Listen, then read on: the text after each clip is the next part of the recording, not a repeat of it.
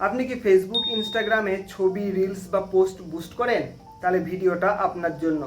অনেকে মনে করেন বুস্ট করলে পোস্ট ভাইরাল হবে, কিন্তু রিয়ালিটি একটু অন্যরকম।